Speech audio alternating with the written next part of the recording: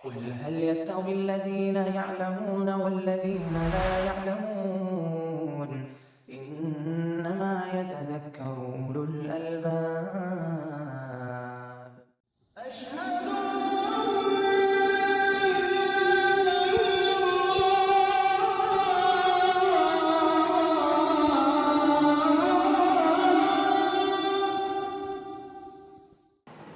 بسم اللہ الرحمن الرحیم الحمد للہ رب العالمین والصلاة والسلام علی المبعوث رحمۃ للعالمین سیدنا و نبینا محمد وعلی آلہ واصحابہ اجمعین اما بعد فباب صفۃ الصلاۃ۔ کتاب الصلاۃ کے کئی ابواب ہم نے پڑھ لیے ہیں، آج ایک اہم باب ہے نماز کی کیفیت کا بیان۔ صفت معنی کیفیت، یعنی وہ طریقہ، وہ کیفیت، وہ صفت جس پر ہماری نماز ہونی چاہیے، یعنی ارکان، واجبات اور اسی طریقے سے سنن قولیہ اور فعلیہ کا اہتمام کیا جانا چاہیے نماز کے اندر، تاکہ ہماری نماز مکمل ہو۔ اور جس طریقہ سے اخلاص اور للہیت ضروری ہے عبادت کی قبولیت کے لیے، دوسری شرط رسول گرامی صلی اللہ علیہ وسلم کی مکمل پیروی ہے۔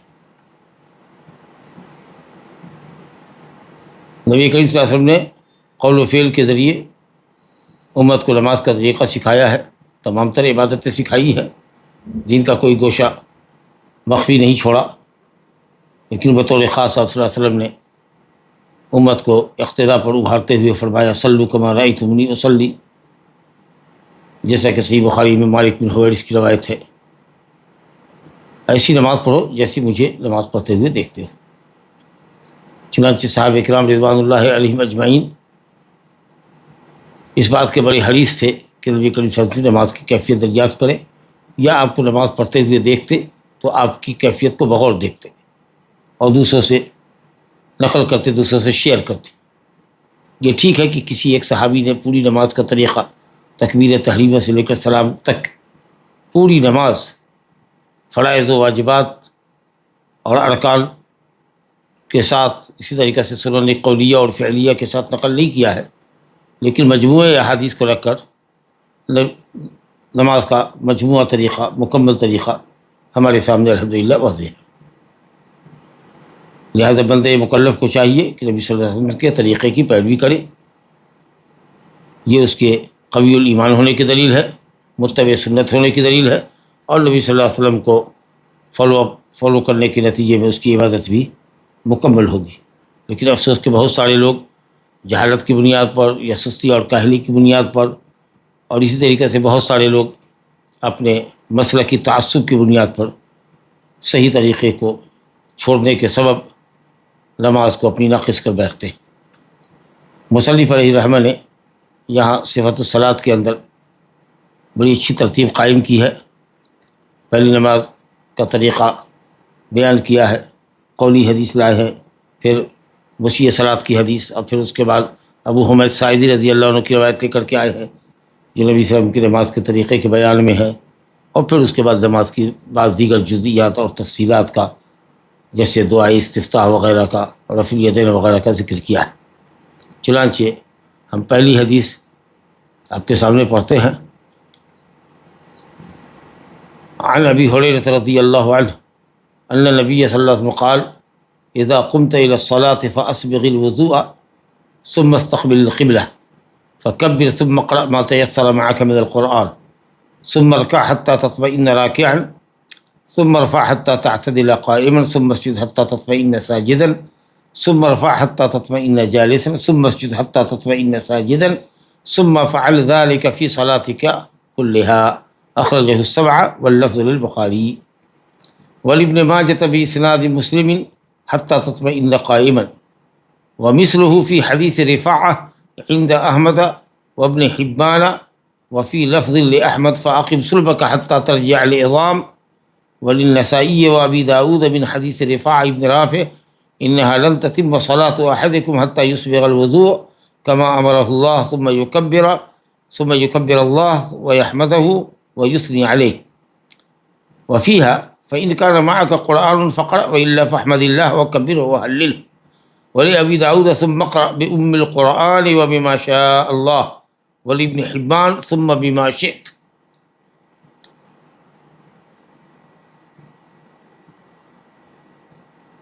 کہتے ہیں کہ یہ حدیث ابو ہریرہ رضی اللہ عنہ سے ہے اور رفاعہ ابن رافع ابن مالک ابن عجلان الخزرجی الانصاری سے مروی ہے. دو صحابہ سے یہ حدیث مروی ہے.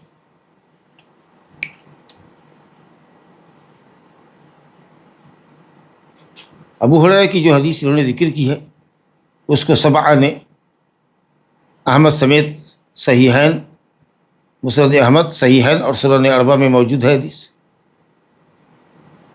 اور دوسری حدیث جو ذکر کی ہے رفاعہ ابن رافع ابن مالک الانصاری سے، وہ حدیث سنن کے اندر ہے. ترمذی میں، نسائی میں، ابن ماجہ میں، ابو داؤد میں وہ حدیث موجود ہے. یہ حدیث بڑی جلیل القدر اور عظیم الفائدہ حدیث ہے. علماء کے نزدیک اس کو حدیث مسیء فی الصلاۃ کہتے ہیں. ایسے شخص کی حدیث جس نے نماز غلط طریقے پر پڑھی تھی، حدیث مسیء الصلاۃ یا المسیء فی صلاتہ.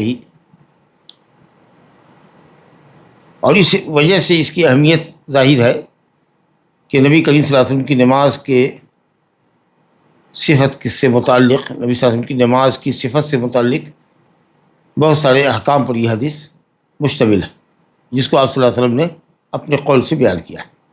اور ظاہر ہے کہ قولی حدیث فعلی حدیث پر مقدم ہوتی ہے، اس سے اس کی اہمیت ہے.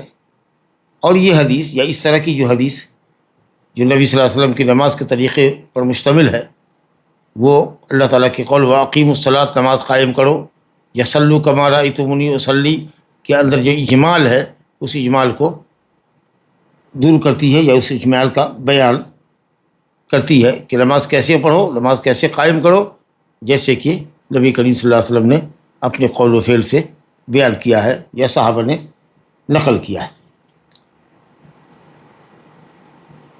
جیسا کہ میں نے عرض کیا آپ سے کہ یہ حدیث ابو ہریرہ سے کتب سبعہ میں ہے اور رفاعہ ابن رافع سے سنن کے اندر.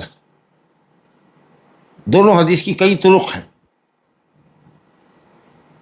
اور کچھ نہ کچھ الفاظ کا اضافہ، خاص کر کے رفاعہ کی حدیث کے اندر الفاظ کا اضافہ ہے، مختلف سندوں میں مختلف الفاظ کا اضافہ ہے. اس طریقے سے یہ حدیث اپنے اضافوں کے ساتھ بہت سارے فوائد پر مشتمل ہو جاتی ہے. اب جیسے کہ جو ہم نے ابو ہریرہ رضی اللہ عنہ کی حدیث پڑھی بخاری اور مسلم کی، اس میں ہے کہ جب رکوع سے اٹھو، ابھی لفظ پڑھا ثم ارفع حتی تطمئن قائما، جب رکوع سے اٹھو تو اطمینان کے ساتھ کھڑے ہو جاؤ، یعنی کھڑے ہو اطمینان کے ساتھ.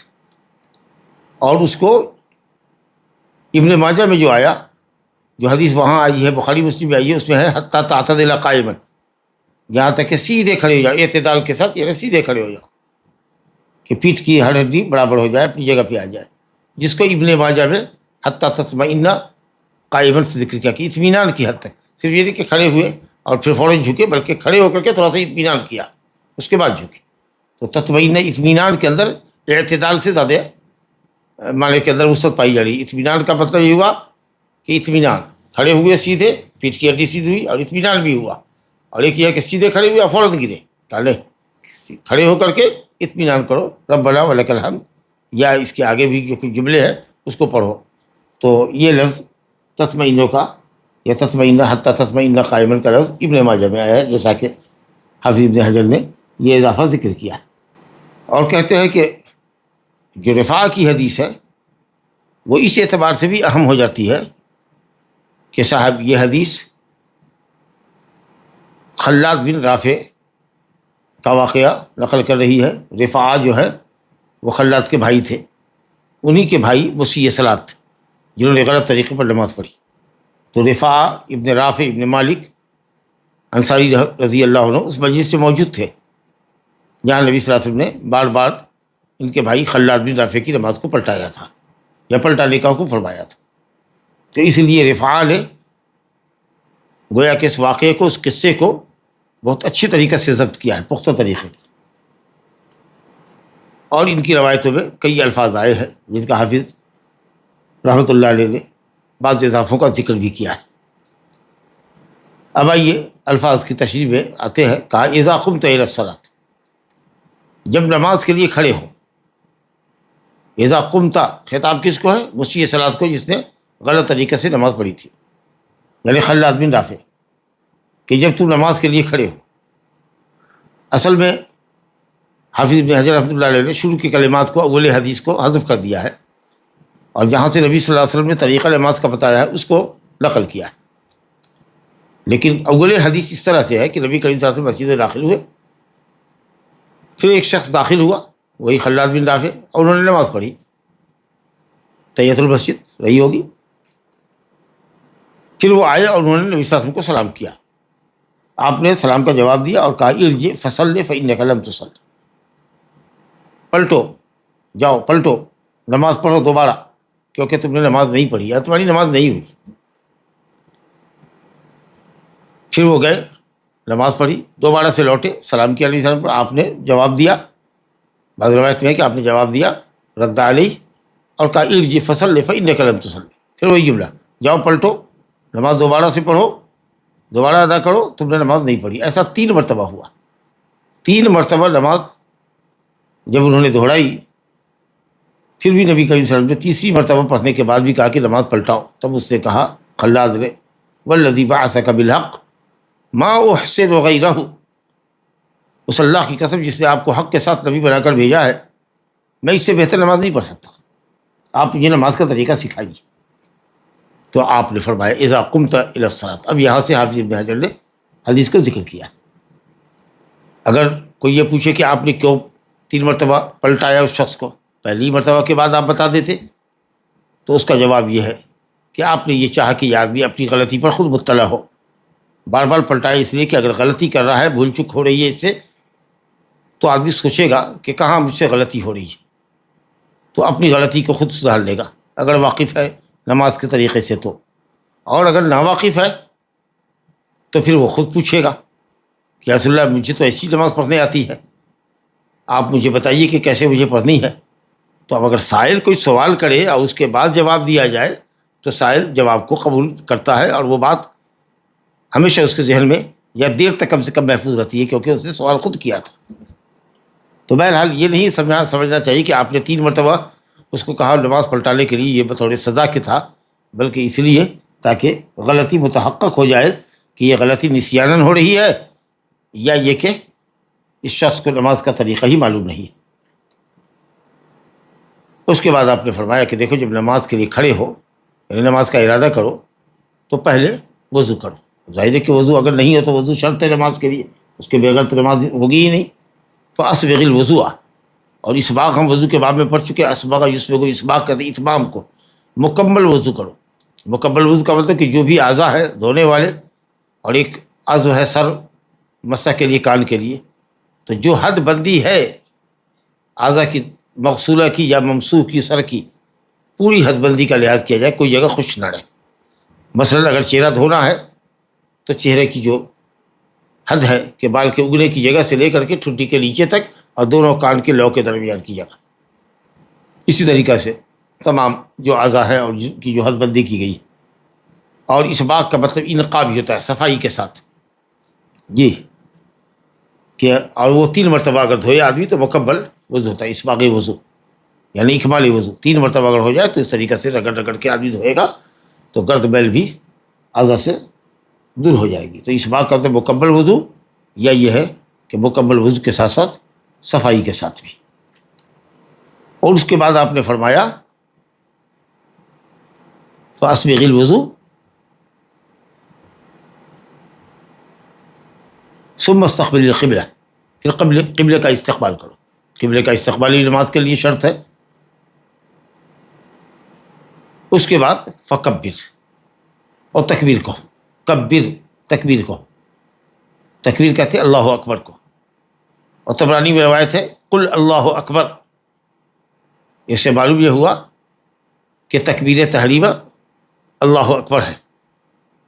اللہ الکبیر، اللہ الاکبر یا اللہ الاجل، اللہ الاعظم، کوئی سا بھی لفظ اسم تفضیل کا آپ لے آئیے اکبر کی جگہ پر، وہ ویلڈ نہیں.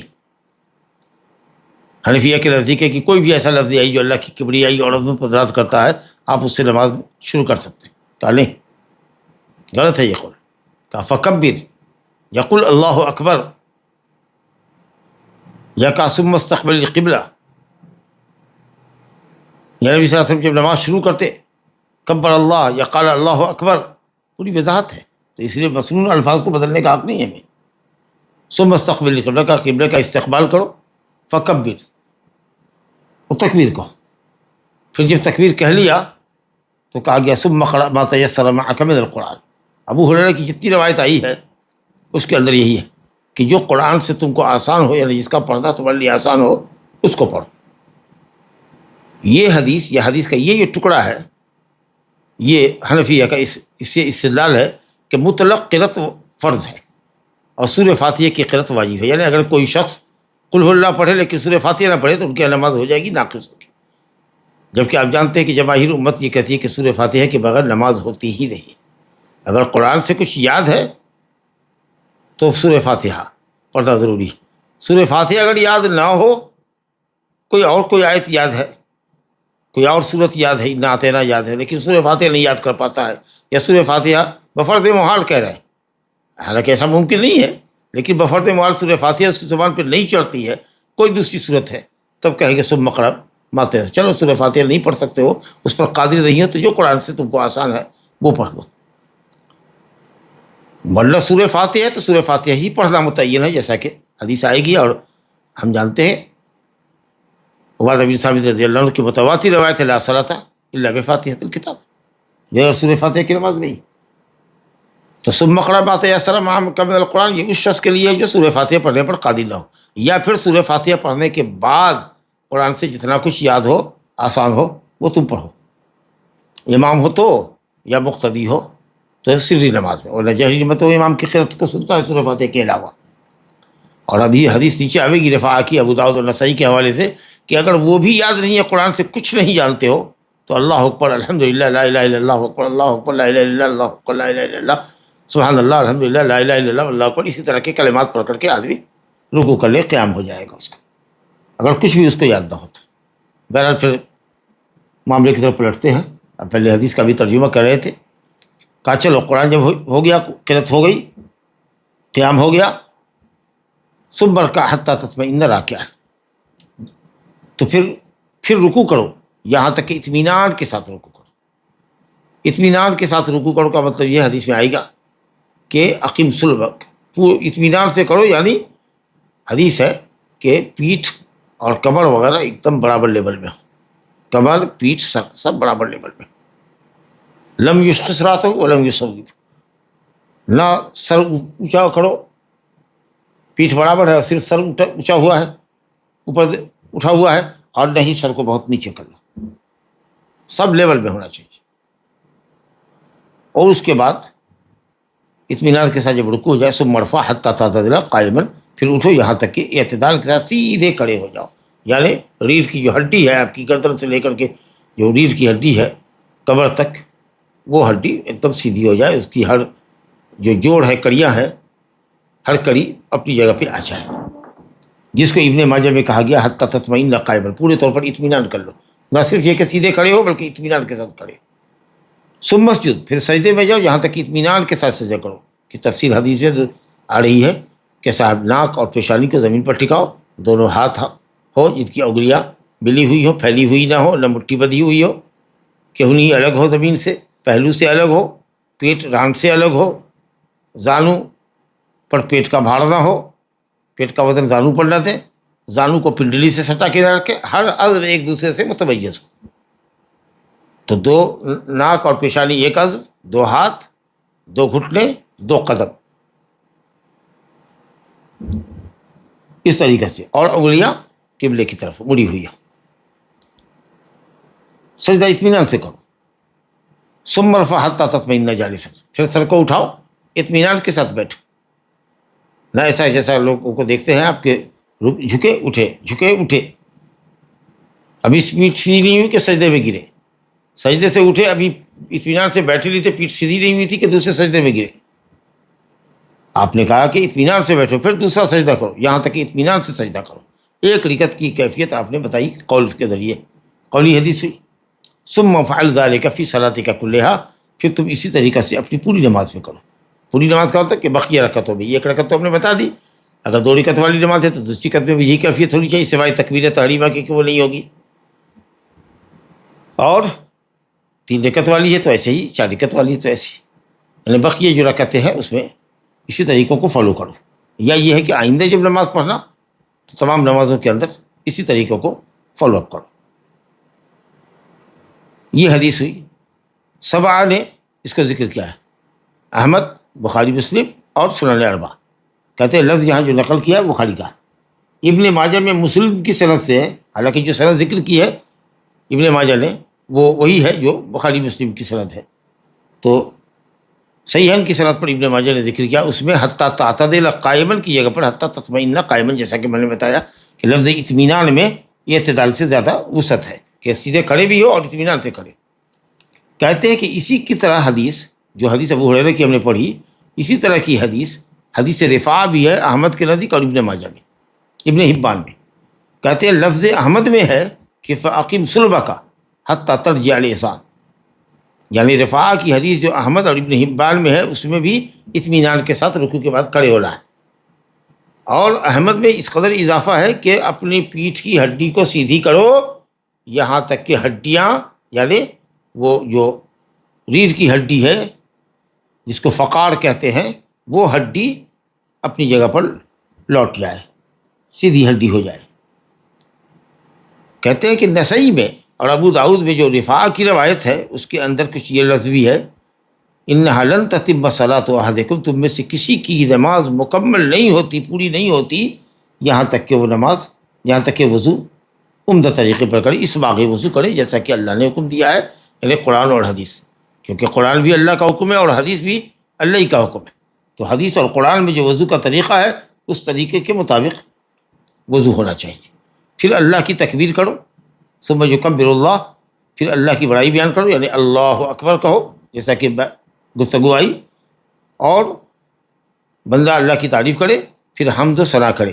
اب یہ حمد و ثنا کا کیا مطلب ہے؟ تسبیح، وہ جو دعائی استفتاح ہے، سبحانک اللہم و بحمدک، یا اللہم باعث بینی، یہ ہے، یا پھر یہ کہ سورہ فاتحہ کی طرف اشارہ ہے کہ جب بندہ کہتا ہے الحمدللہ رب العالمین تو اللہ کہتا ہے کہ بندے نے میری تعریف کی، حمدنی عبدی، میرے بندے نے میری حمد بیان کی۔ جب کہتا ہے الرحمن الرحیم تو کہتا ہے اللہ تعالیٰ اثنى علی عبدی، میرے بندے نے میری ثنا کی۔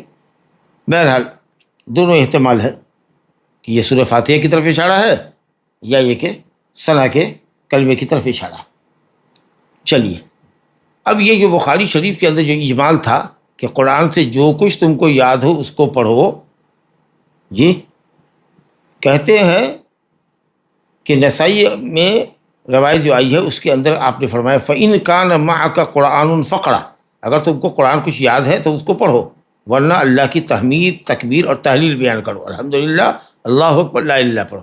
اگر کسی کو کچھ یاد نہ ہو، نہ سورہ فاتحہ، نہ کوئی سورت، کوئی زبان پر کوئی کلمہ چڑھتا ہی نہیں ہے قرآن کا، تو سبحان اللہ، الحمدللہ، لا الہ الا اللہ، اللہ اکبر، اس طرح کے کلمات کو پڑھ لے گا تو نماز اس کی ہو جائے گی۔ چلیے صاحب، اب دیکھیے مزے کی بات، ابو داؤد میں جو روایت آئی ہے اس کی ایک سند میں یہ وضاحت ہے، ثم اقرأ بأم القرآن، خلاد بن رافع کو کہا تھا کہ میاں قبلہ کا استقبال کر کے اللہ اکبر کہو، اور اس کے بعد پھر پڑھو ام القرآن یعنی سورہ فاتحہ، وبما شاء اللہ، اور اس کے آگے جو اللہ چاہے، یعنی جو کچھ تم کو آسان ہو۔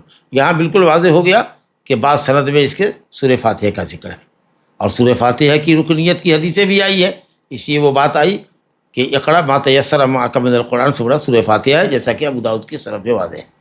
اور پھر سورہ فاتحہ تو متیسرہ بھی ہے، اس سے آسان صورت کیا ہوگی؟ ہر خاص و عام کو یاد ہوتی ہے، کوئی اور صورت یاد ہو نہ ہو لیکن سورہ فاتحہ لوگوں کو یاد ہوتی ہے۔ لیکن چلیے بالفرض مان لیتے ہیں کہ اگر سورہ فاتحہ یاد نہ ہو، سورہ فاتحہ زبان پہ چڑھتی ہی نہ ہو، لاکھ کوشش کرے پھر بھی یاد نہیں ہوتی ہے، تو چلو دوسرے نمبر پہ رکھ لیں ثم اقرأ ما تیسر کو، کہ چلو ماں عام ہے، جو آسان ہو قرآن سے بھیا پڑھ لو، اگر سورہ فاتحہ نہیں پڑھ سکتے چلو مجبوری ہے تو اور وہ بھی نہیں ہے تو پھر یہ تیسری حدیث جو ہے جو نسائی وغیرہ میں آئی ہے کہ اللہ کی تحمید کر لو، تکبیر کر لو، تحلیل کر لو، سمجھا کہ تو اس طریقے سے کلمات مختلف جو آئے وہ ہم نے آپ کے سامنے رکھا۔ اب دیکھیے یہ حدیث، اب آپ استنباط پڑھائیے، تو حدیث دلالت کرتی ہے کہ نماز کے لیے وضو واجب ہے، بلکہ اس کے لیے شرط ہے، اور پھر قبلے کا استقبال بھی نماز کے لیے شرط ہے، واجب ہے، ضروری ہے، اس کے بغیر نہیں ہوگا۔ پھر نماز تکبیر تحریمہ، یہ بھی کچھ لوگوں نے کہا کہ شرط ہے، کسی نے کہا کہ رکن ہے، حقیقت یہ کہ یہ رکن ہے داخل نماز کے اندر، اللہ اکبر کہہ کے ہی آدمی نماز کے اندر داخل ہوتا ہے، اس لیے یہ رکن ہے، نماز اس کے بغیر نہیں ہوگی۔ اور میں نے کہا کہ حدیث ہے عائشہ رضی اللہ عنہ سے کہ نبی صلی اللہ علیہ وسلم کان یستفتح الصلاۃ بالتکبیر الف لام ہے، یا آپ نے فرمایا تحریمھا التکبیر، مبتدا ہے تحریمھا، نماز کے اندر آدمی داخل ہوتا ہے التکبیر کے ذریعے، خبر پر بھی الف لام ہے، خاص کلمہ جو تکبیر کے طور پر استعمال ہوتا ہے۔ اگر کسی کو آپ کہیے تکبیر کہو، ظاہر ہے کہ کوئی بھی پڑھا لکھا تو پڑھا لکھا جاہل بھی کہے گا تکبیر کا مطلب اللہ اکبر، اللہ الاجل، اللہ الاعظم نہیں کہے گا۔ اور بعض روایتوں میں تو بالکل صاف ہے کہ آپ نے فرمایا کہ قل اللہ اکبر عند الطبرانی ثم یقول اللہ اکبر، تو اس لیے جو احناف کا قول ہے کہ اللہ اجل، اللہ اعظم وغیرہ کہنے سے بھی آدمی نماز میں داخل ہوگا۔ اور بعض لوگ کہتے ہیں کہ چلو تکبیر نہ بھی کرے، صرف نیت کر لے تو نماز میں داخل، بالکل غلط۔ نیت کس سے نماز کے اندر داخل نہیں ہوگا جب تک کہ اللہ اکبر تک ہے۔ اور نماز سے اگر آزاد نکلنا باہر چاہتا ہے تو السلام، تحلیلھا التسلیم، یہاں بھی وہی ترکیب ہے، مبتدا خبر دونوں معرفہ ہے کہ نماز سے باہر نکلنے کے لیے صرف التسلیم، السلام علیکم ورحمۃ اللہ ہی کہنا ہوگا، کسی دوسرے کلمے کے ذریعے آپ نماز سے باہر نہیں آ سکتے۔ قرأت ما تیسر من القرآن، قرآن سے جو کچھ آسان ہو، اس سلسلے میں بات واضح ہوئی کہ قرأت بہرحال نماز میں رکن ہے، اور جس کو سورہ فاتحہ یاد ہے اس کے لیے سورہ فاتحہ کی قرأت ہی متعین ہے، یعنی سورہ فاتحہ رکن ہے، قرأت رکن ہے، اور سورہ فاتحہ کی قرأت رکن ہے۔ جی جیسا کہ ابو داؤد میں ثم اقرأ بأم القرآن بہت واضح ہے۔ تو جو لوگ کہتے ہیں مطلق قرأت رکن ہے، سورہ فاتحہ واجب ہے، قرآن سے ثابت ہے، فقرأ ما تیسر معک من القرآن، سورہ مدثر، سورہ مزمل میں، بھئی تہجد میں ہے وہ کہ لمبا قیامت کی یہ نبی، آدھی رات، تہائی رات، کچھ زیادہ کچھ کم، اس کی حد بندی ختم کی جا رہی، کہا کہ جو کچھ اب آپ کو آسان ہو، جتنا آپ قرأت کر سکتے ہیں نماز سے، جو کچھ قرآن سے آپ کو آسان ہو اتنی پڑھیے اپنی صحت کے حساب سے، یہ تھوڑی ہے مطلب کہ صاحب سورہ فاتحہ نہ پڑھیے۔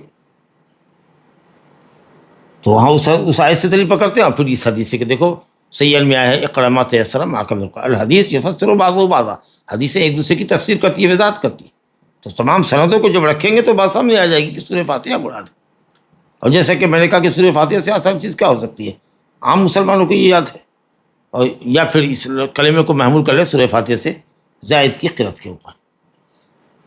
اور بالآخر یا فی الآخر کہہ لیجیے، بالآخر نہیں فی الآخر، اگر کچھ نہ یاد ہو، نہ سورہ فاتحہ نہ کوئی اور صورت، تو پھر جیسا کہ روایت ہے نسائی میں کہ اللہ کی ہم تکبیر اور تحلیل بیان کرتے۔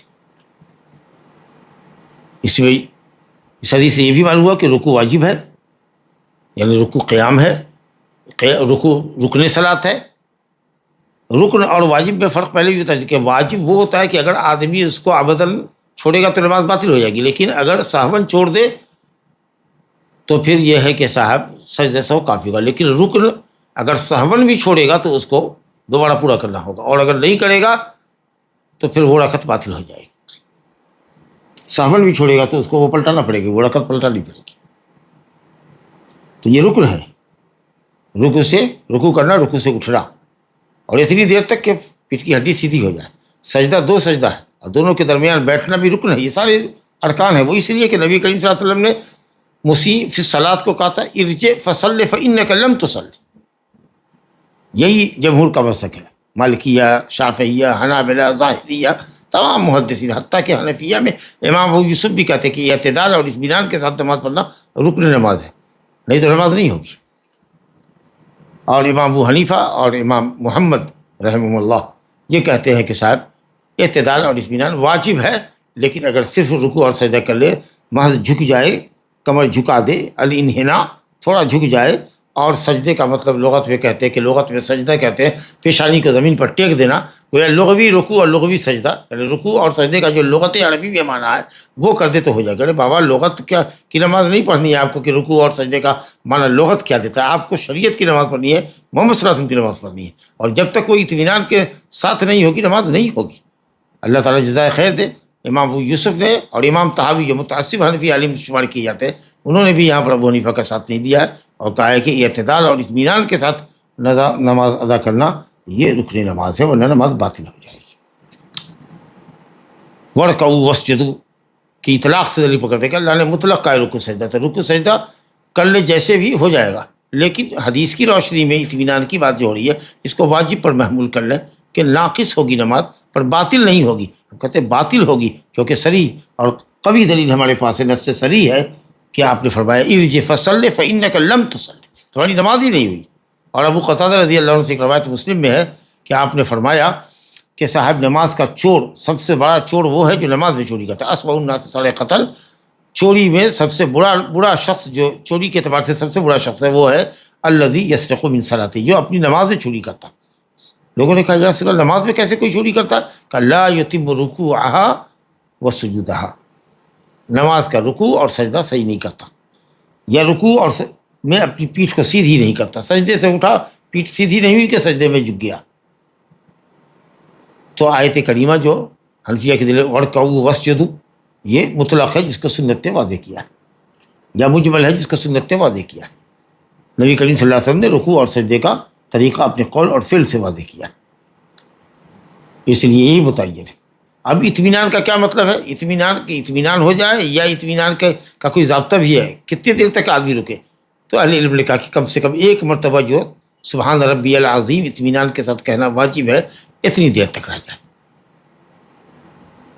چلیے اچھا، یہ جو ارکان ہے سب کو ثم کے ذریعے بیان کیا ہے۔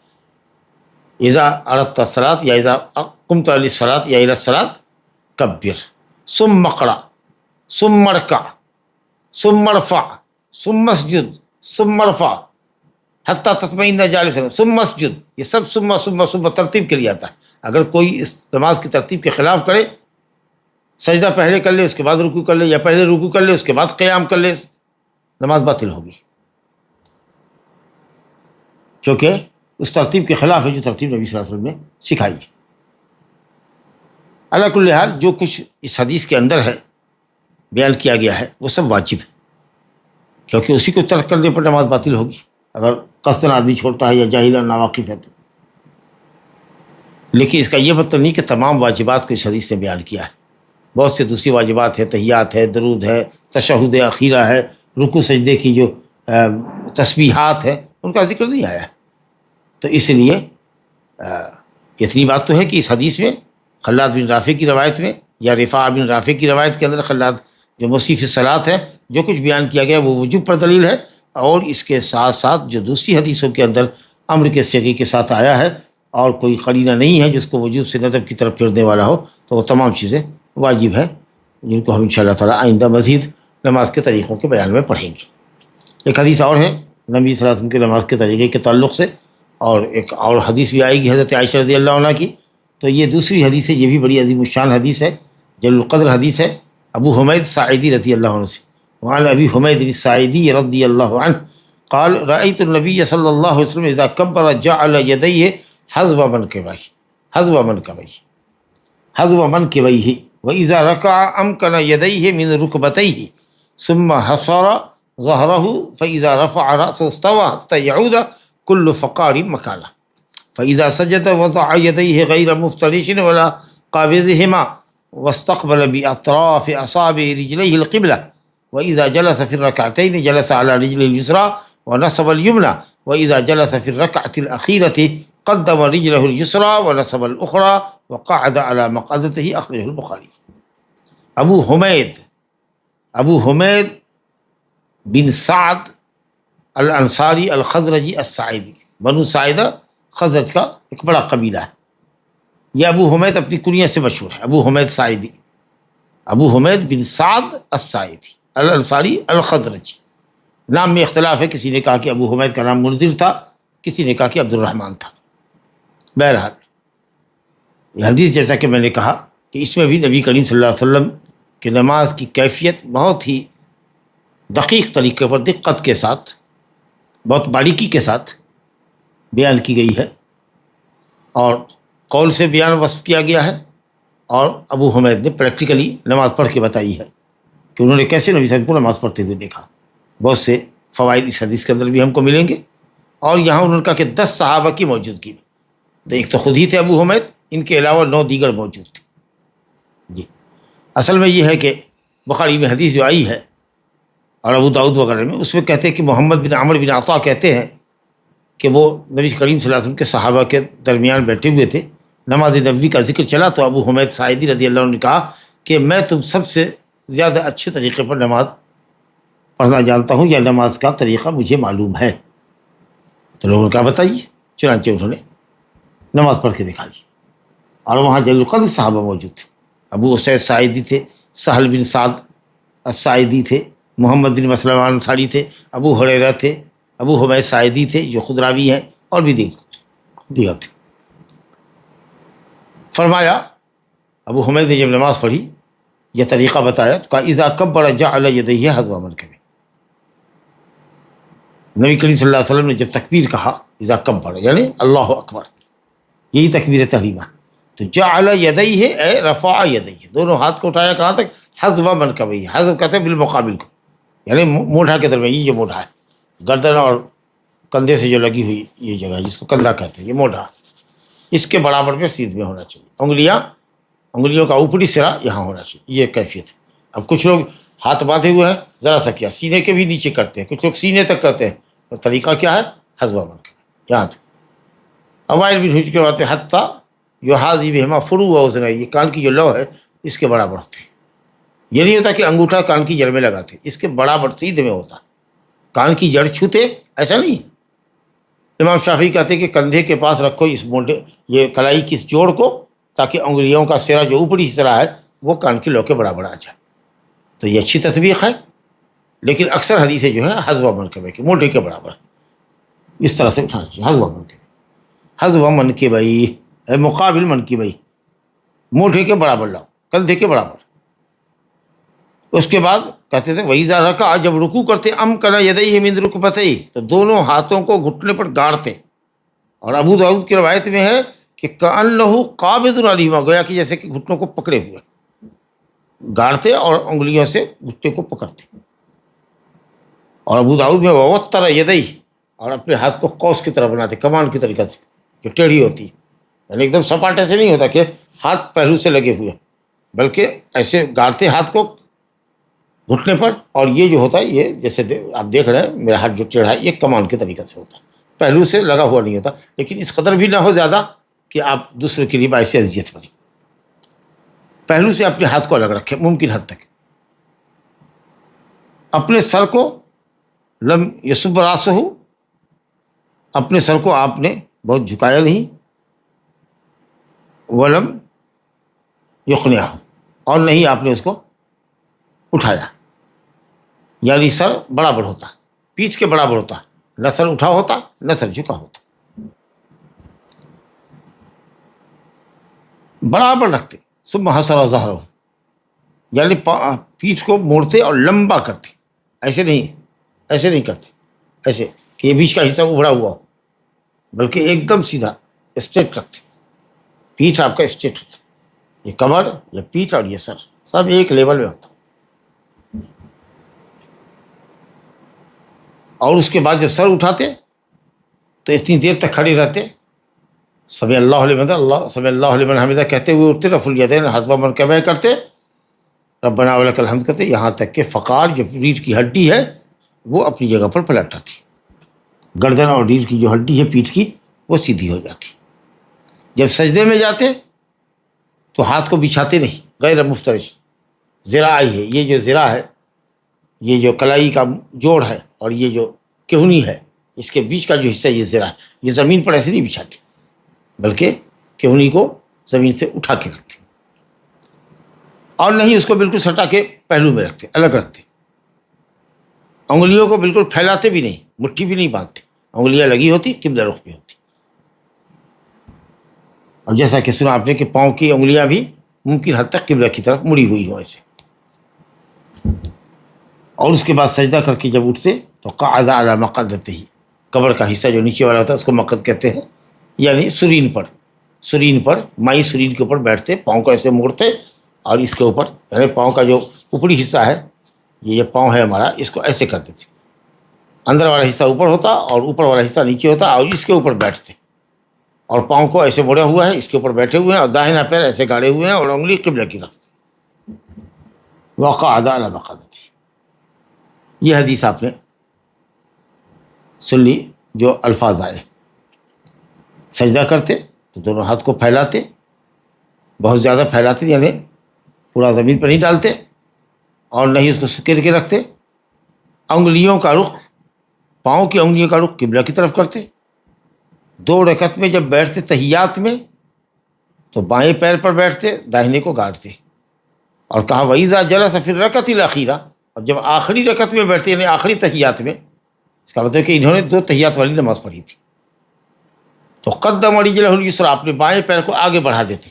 یہ دیکھ لیجیے، یہ داہنا پیر ہے ہمارا، یہ ہماری پنڈلی ہے ایسے مڑی ہوئی، اس کے نیچے سے بایاں پاؤں اس طرح آگے نکل گیا، دایاں پیر ایسے بچھا ہوا ہے اور انگلیاں ایسی کھڑی ہوئی ہے داہنے پاؤں کی، اور آدمی پورے طریقے سے سرین کو زمین پر لگا چکا ہے تو سرین پر بیٹھتا. اصل میں یہ فرق اس لیے بھی ہے کہ پہلے تحیات میں آدمی ایسے افتراش کرے، پاؤں کو بچھائے، اس پر بیٹھے، داہنا پیر کو ایسے گاڑے، کیونکہ اس کو اٹھنا ہے تو یہ کیفیت اٹھنے میں آسانی کا باعث ہے. لیکن پورے طریقہ سے بیٹھ جانا، مقد کو زمین کے اوپر لگا دینا سرین کو، اور اس کے بعد بایاں پیر نکال دینا داہنے پاؤں کے نیچے سے اور داہنا پیر گاڑنا، یہ جو کیفیت ہے یہ چونکہ لمبا تشہد ہے اور اس کے بعد اس کو اٹھنا نہیں ہے، سلام ہی پھیرنا ہے، تو اس لیے بھی وہ کیفیت مسنون ہے.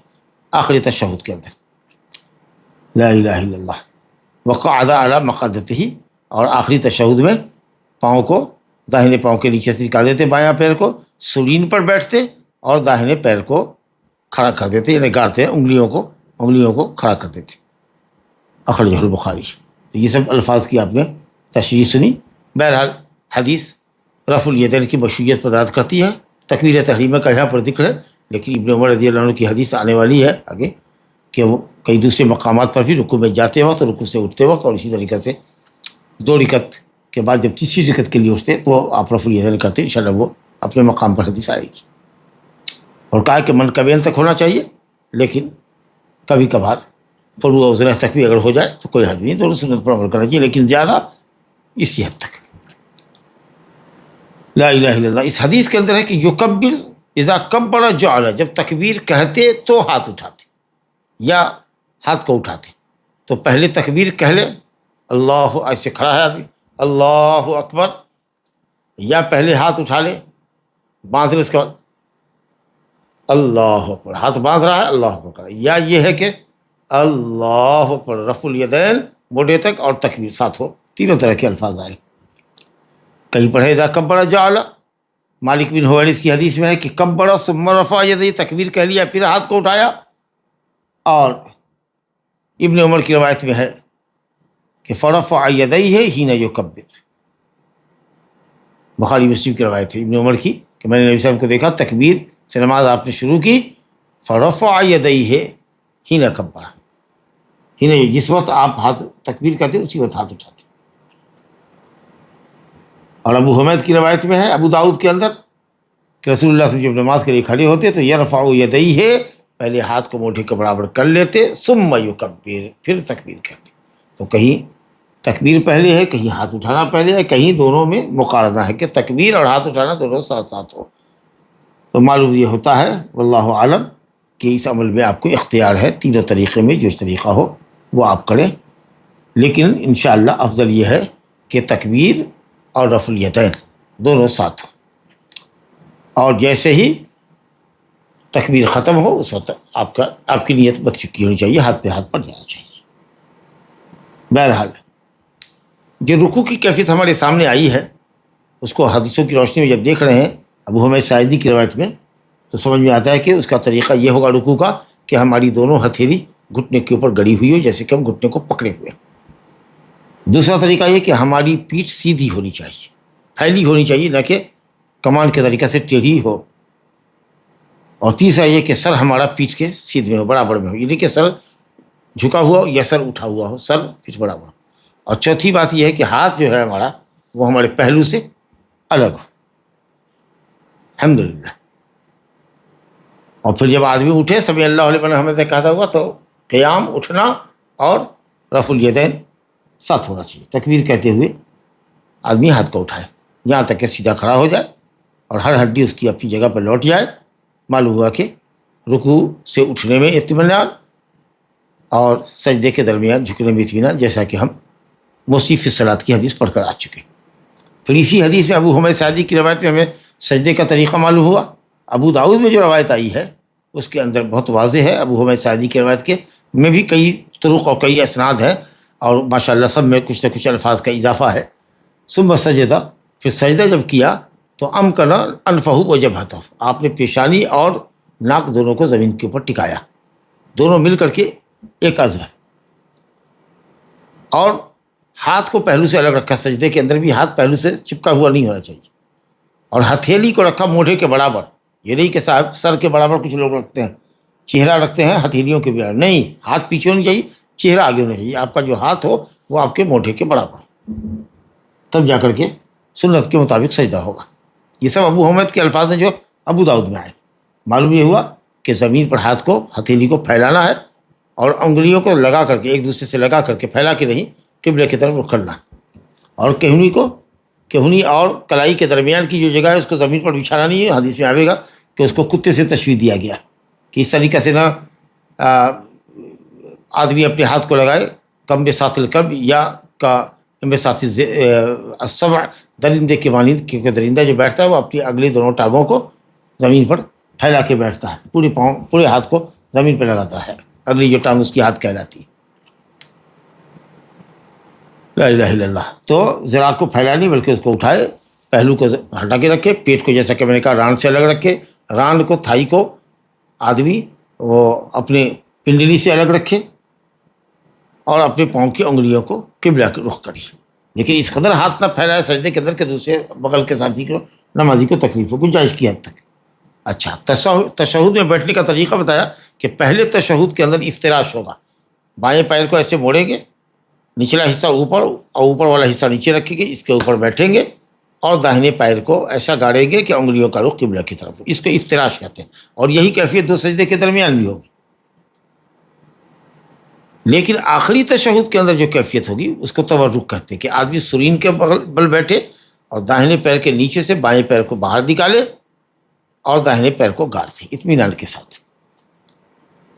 یہ دونوں جلوس کے اندر جو کیفیت ہے وہ اس لیے کہ پہلا تشہد ہلکا ہے، دوسرا تشہد ذرا دیر تک ہے، تو اس لیے. پھر یہ کہ پہلے تشہد کے بعد آدمی کو اٹھنا ہے. اب اس میں یہ معلوم کرنا ہے صرف یہ کہ معلوم ہوا کہ دونوں تحیات کے بیٹھنے میں فرق ہے. تو آخری تشہد میں جس میں دو تحیات ہو سب متفق ہیں، یعنی مالکیہ، شافعیہ، حنابلہ کہ تورک ہوگا. لیکن اختلاف ہے کہ اگر نماز ایک ہی تشہد کی ہو تو کیا کریں. تو مالکیہ، شافعیہ اس میں تورک کے قائل ہیں، جبکہ حنابلہ کہتے ہیں کہ نہیں، افتراش ہوگا، کیونکہ ابو حمید ساعدی نے جو نماز پڑھی ہوئی تھی وہ دو تحیات والی تھی. لہذا وہ جو حدیث آتی ہے کہ حتی اذا کان آخر سجدۃ التی فیہا التسلیم، وہ سجدہ جس کے بعد سلام ہوتا ہے اس میں تورک کیا، تو وہ اس سے مراد ہے دوسرا تشہد، کیونکہ راوی نے بیان کر دیا ہے کہ پہلے تشہد میں انہوں نے افتراشی کیا تھا. تو بہرحال مالکیہ، شافعیہ کے نزدیک افتراش یا نہیں، تشہد کے اندر چاہے ایک تشہد ہو کہ دو تشہد ہو، اگر ایک تشہد والی نماز ہے تو بھی تورک، اور دو تشہد والی ہو تو آخری تشہد میں تورک. لیکن حنابلہ کے نزدیک تورک خاص ہے ایسی نماز کے لیے جس میں دو تشہد ہو. گویا کہ 2 رکعت والی نماز فجر کی ہے یا جمعہ وغیرہ کی ہے یا ہم سنت پڑھتے ہیں، اس میں افتراشی کریں گے جیسا کہ ہم دو سجدے کے درمیان بیٹھتے ہیں. اور حنفیہ کے نزدیک ہر جگہ افتراشی، دو سجدے کے درمیان جیسے بیٹھتے ہیں اسی طریقے سے تحیات اول میں، اسی طریقے سے تحیات ثانی کے اندر. لا الہ الا اللہ. هذا وباللہ التوفیق وصلی اللہ وسلم وبارک علی نبینا محمد وآلہ وصحبہ اجمعین. پیر میں درد کی وجہ سے پیر کی انگلیاں قبل رخ نہیں کر سکتے سجدے میں، تو اس کا کیا حکم ہے؟ نہیں ہوگی باطل. اگر کسی کے پاؤں میں تکلیف ہے اور وہ سجدے کے اندر اپنی انگلیوں کو قبلہ رخ نہیں کر پاتا، یا افتراش میں دقت ہے یا تورک میں دقت ہے، تو کوئی حج نہیں ہے. لا یکلف اللہ نفسا الا وسعہا. یہ سب جو طریقہ ہے سجدہ کرنے کی، جو کیفیت کا ذکر ہے انگلیوں کے کھڑا کرنے کا، وہ سب سنن قولیہ اور فعلیہ میں سے داخل ہے. کیا نماز توڑنے کے لیے سلام پھیرنا ضروری ہے؟ اس کی کیفیت کیا ہوگی؟ نہیں، اگر بیچ میں نماز توڑنا ہو تو سلام پھیرنے کی ضرورت نہیں ہے، صرف ہاتھ گرا لیں اگر نیت باندھے ہوئے ہیں تو، یا پھر انحراف عن القبلہ ہو جائے. لیکن سلام سے نکلنے کے لیے، نماز مکمل کرنے کے بعد اگر آدمی نکلتا ہے، نماز سے باہر آتا ہے، نماز کو کمپلیٹ کرتا ہے، تو کمپلیشن کے لیے السلام ضروری ہے، دائیں بائیں یا ایک طرف کم سے کم. نو مسلم کتنے دن تک بغیر سورہ فاتحہ کے نماز پڑھ سکتا ہے؟ بس جتنا سورہ نو مسلم ہے اس کو پہلے نماز کا طریقہ سکھا دیا جائے نماز کے اوقات کے درمیان، اور جب تک نماز کا طریقہ سکھا دیا ہے، یا پھر یہ ہے کہ صاحب ابھی 12 بجے مثال کے طور پر وہ مسلمان ہوا ہے، اس کو پہلے سے کچھ بھی نہیں معلوم ہے قرآن وغیرہ، اور ابھی آدھے گھنٹے کے اندر ممکن نہیں ہے، تو پھر آپ اس کو صرف یہ کہیں کہ جب آدمی قیام کی حالت میں ہو، تو اس میں جب تک ایک ہوتا ہے رکوع، ہمارے یہاں کچھ نہیں، اگر تم کو یاد ہے تو صرف سبحان اللہ الحمدللہ لا الہ الا اللہ کہو، یہاں تک کہ پھر اس کو سکھایا جائے، جتنا ارلیئر ہو سکھایا جائے. اس کے لیے کوئی حد بندی نہیں ہے، بس یہ کہ نماز کا طریقہ اس کو بتایا. اگر 10 منٹ میں یاد کر لیتا ہے، ظہر اثر کے درمیان میں یاد کر لیتا ہے، تو یاد کرے. ظہر اور عصر کی نماز اور باقی سنت نماز کوئی پڑھ رہا ہے تو کیا وہ خاموشی سے پڑھ سکتا ہے بنا ہونٹ کو حرکت دیے، یا کم سے کم ہونٹ کو حرکت دینی چاہیے؟ جی بالکل صحیح ہے، لفظ کی حرکت ہونی چاہیے، کیونکہ سری قرأت کے اندر زبان اور ہونٹ کا ہلنا ہے. صرف منہ بند ہے اور دماغ سے آپ پڑھ رہے ہیں تو اس کو پڑھنا نہیں کہتے، وہ دماغ پڑھ رہا ہے، دماغ چل رہا ہے، صرف آنکھ دیکھ رہی ہے اور دماغ کام کر رہا ہے، اس کو سری پڑھنا نہیں کہتے. قرأت سریہ میں زبان کا ہلنا، ہونٹ کا ہلنا ضروری ہے. صحابہ کرام کہتے ہیں کہ نبی صلی اللہ علیہ وسلم ظہر میں سری قرأت کرتے تھے. کہا کیسے پہچانتے تھے؟ کہا کہ بسترا بھی لہیت ہے، یہ آپ کی داڑھی مبارک کھلتی تھی. تو اگر آدمی ہونٹ بند کرے، ہونٹ پر ہونٹ چڑھائے رہے، بند کرے اور صرف دماغ سے پڑھے تو کوئی حرکت نہیں ہوگی، داڑھی بھی نہیں ہلے گی. لیکن اگر آدمی پڑھ رہا ہے، ہم آپ کے سامنے بول رہے ہیں، یا دیکھیے چپ ہو کر کے ہم جی میں پڑھتے ہیں، تو آپ دیکھ رہے ہیں کہ ہم جی میں بھی پڑھ رہے ہیں، تو ہونٹ ہل رہا ہے اور داڑھی بھی ہل رہی ہے. تو اس سے صحابہ کرام سمجھتے تھے کہ نبی صلی اللہ علیہ وسلم سری نماز کے اندر قرأت کرتے ہیں، صرف خاموش نہیں رہتے. تو بہرحال قرأت سریہ کے لیے زبان اور ہونٹ کا بھی ہلانا ضروری ہے، ورنہ وہ قرأت نہیں کہلاوے گی. جی بعض حنفی عالم کہتے ہیں کہ سلو کما رأیتمونی یصلی، یہ جو حدیث ہے صرف اتنا ہی حصہ مردوں کے لیے ہے اور اس کے بعد کا حصہ عورتوں کے لیے ہے. یہ کہاں تک صحیح ہے؟ نہیں، نبی صلی اللہ علیہ وسلم سے جب تک کہ عورتوں کے لیے الگ سے ثابت نہیں ہوگا کہ نبی صلی اللہ علیہ وسلم نے عورتوں کو نیا کوئی طریقہ سے الگ کوئی طریقہ مردوں سے بتایا ہے، اس وقت تک تو یہ حکم مرد عورت دونوں کے لیے رہے گا. نبی صلی اللہ علیہ وسلم نے خطاب مرد کے صیغے کے ساتھ کیا ہے. قرآن نبی کا یا ایھا الذین آمنوا، اے وہ لوگوں جو ایمان لائے ہو، اس میں عورتیں بھی داخل ہیں. سب کوئی کہتے ہیں کہ مذکر کے صیغے میں مؤنث داخل ہے، مؤنث کا صیغہ ہو تو مذکر داخل نہیں ہوگا، لیکن مذکر کے صیغے میں مؤنث داخل ہوتی ہے. اور یہ تغلیباً مرد کو غلبہ دیتے ہوئے عورتوں پر، اور مرد کی اہمیت اور اس کے مقام اور رتبے کا لحاظ کر کے یہ خطاب ہوتا ہے. تو صلو کما رأیتمونی اصلی، یہ خطاب پوری امت کو ہے. جب تک کہ کوئی صحیح حدیث عورتوں کے نماز کے الگ طریقے پر دلالت نہ کر رہی ہو، اس وقت تک یہ خطاب عام ہوگا جو امت کے مرد عورت دونوں کو شامل ہوگا. اور ایسی کوئی ایک حدیث نہیں ہے صحیح جو عورت کی نماز میں اور مرد کی نماز میں فرق کرتی ہے. کچھ لوگ رکوع سے اٹھنے کے بعد رفع دین کرنے کے بعد ہاتھ کو سینے پر باندھ لیتے ہیں، اس کا کیا حکم ہے؟ مستحب میں سے ہے باندھنا یا چھوڑنا. یہ موضوع یہاں پر نہیں تھا، لیکن یہ ہے کہ کوئی صریح حدیث تو نہیں ہے کہ نبی صلی اللہ علیہ وسلم نے ایسا کیا ہے یا کہا ہے کہ صاحب نیت باندھ لو، اور یہ بھی نہیں ہے کہ ہاتھ نیچے گرا دو جیسے نماز سے باہر کی حالت ہے. تو اب بڑھیا طریقہ کیا ہے، نیت باندھ لینا یا نیت چھوڑنا؟ اس میں علماء کا اختلاف ہے. کچھ لوگ کہتے ہیں کہ مکمل نماز کی کیفیت نماز کے باہر کی کیفیت سے جدا ہونی چاہیے، اور صرف ایک یہی کیفیت ہوتی ہے رکوع کے بعد کے قیام کی، جس میں آدمی اپنے دونوں ہاتھ کو نیچے لٹکائے ہوا ہوتا ہے، ارسال کیے ہوتا ہے. یہ کیفیت نماز کے باہر کی کیفیت سے مشابہ ہے. اگر وہ نیت باندھتا ہے تو پوری طریقے سے نماز خارجی نماز کی کیفیت سے الگ ہو جائے گی. اور دوسری دلیل دیتے ہیں کہ نبی صلی اللہ علیہ وسلم جب حالت قیام میں ہوتے تو نیت باندھتے، تو کہتے ہیں قیام جس طرح سے قبل رکوع کو کہتے ہیں بعد رکوع کو کہتے ہیں. اور جب رکوع کے بعد کوئی صراحت کسی سے ہاتھ چھوڑنے کی صراحت نہیں ہے تو کیوں نہ ہم عموم والی روایت پر عمل کر کے حالت قیام میں نیت باندھیں. لیکن بہرحال یہ عمل نیت باندھنے کا یا چھوڑنے کا رکوع کے بعد استحبابی درجے میں ہے، اس کی صراحت چونکہ نہیں ہے، لہٰذا جو دلیل ہے میں نے بتائی آپ کو کہ صاحب خارجی نماز کی کیفیت سے نماز کی کیفیت جدا کا ہو، اور اسی کیونکہ رکوع میں ہم ہاتھ کو گھٹنے پر رکھتے ہیں، سجدے میں زمین پر رکھتے ہیں، تشہد کے اندر زانو پہ رکھتے ہیں، تو صرف یہی ایک حالت ہوتی ہے جس میں ہم اگر ہاتھ گراتے ہیں تو خارجی نماز کی حالت سے مشابہ ہوتی ہے، تو اس لیے اس کو بدلنے کی ضرورت ہے. یا پھر یہ ہے کہ صاحب نبی صلی اللہ علیہ وسلم حالت قیام میں، اور قیام قبل رکوع اور بعد رکوع دونوں کو شامل ہے، لہٰذا بہتر یہ ہے کہ نیت باندھے. اگر کوئی اس دلیل سے مطمئن نہ ہو تو پھر ہاتھ چھوڑے، کوئی حرج کی بات نہیں. نماز میں سورہ فاتحہ نہ پڑھ کر کوئی اور سورہ پڑھ لے اور اس کے بعد یاد آئے کہ ہم نے تو سورہ فاتحہ پڑھا ہی نہیں، ایسی حالت میں کیا کرنا چاہیے؟ جزاک اللہ خیرہ. فوراً اگر کوئی کسی شخص نے سورہ فاتحہ نہیں پڑھا، کوئی سورت پڑھ لیا تو اس سورت کا اعتبار نہیں ہے. فوراً ہی اس کو وہاں پر جہاں ہو وہیں اس کو توڑے اور الحمد شریف پڑھے، اور الحمد شریف پڑھنے کے بعد پھر سورت کو پلٹائے، اور نہیں پلٹاتا ہے تو رکوع میں چلا جائے. سورہ فاتحہ کے علاوہ جو کچھ ہے وہ مستحب ہے، جو سورہ فاتحہ وہی رکن نماز. اس کے علاوہ اگر جو سورت پڑھتے ہیں دو شروع کی رکعتوں میں، جبکہ آدمی سری نماز میں مقتدی ہو یا تنہا پڑھتا ہو، منفرد ہو، تو سورت پہلی دو رکعت میں جو ملاتا ہے وہ سنت اور استحباب ہے. جتنا کچھ ضروری ہے رکن ہے وہ سورہ فاتحہ ہے. تو اگر یاد آ جائے تو آپ کو سورہ فاتحہ پڑھنی ہے. اور اگر دوسری رکعت میں آپ کو یاد آیا کہ صاحب ہم نے تو سورہ فاتحہ نہیں پڑھا تو رکن نماز چھوڑا ہے، تو یہ دوسری رکعت آپ کی پہلی رکعت ہو جائے گی، پہلی رکعت آپ کی باطل ہو جائے گی. آپ کو ایک رکعت اور پڑھنی پڑے گی، اور سجدہ سہو بعد السلام کرنا ہوگا.